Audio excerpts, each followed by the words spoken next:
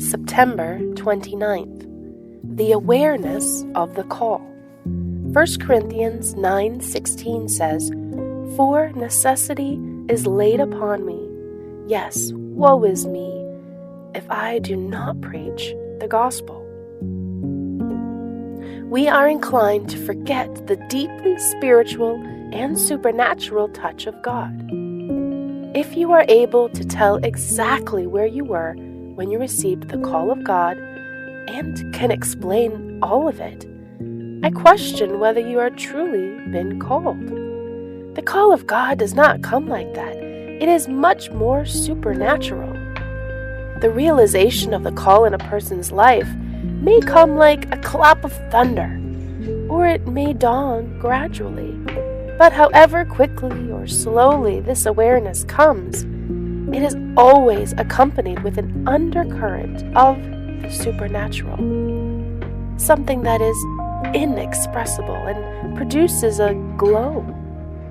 At any moment, the sudden awareness of this incalculable, supernatural, surprising call that has taken hold of your life may break through. John 15:16 says, "I chose you."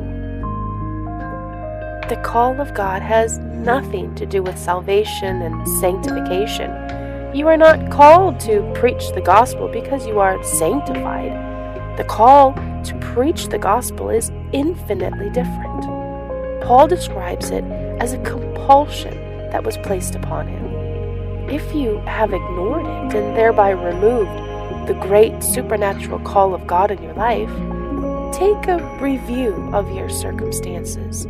See where you have put your own ideas of service or your particular abilities ahead of the call of God. Paul said, "Woe is me if I do not preach the gospel."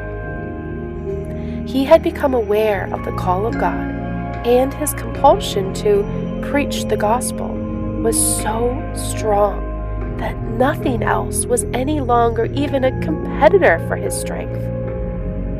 If a man or woman is called of God, it doesn't matter how difficult the circumstances may be. God orchestrates every force at work for His purpose in the end. If you will agree with God's purpose, He will bring not only your conscious level, but also all of the deeper levels of your life, which you yourself cannot reach, into perfect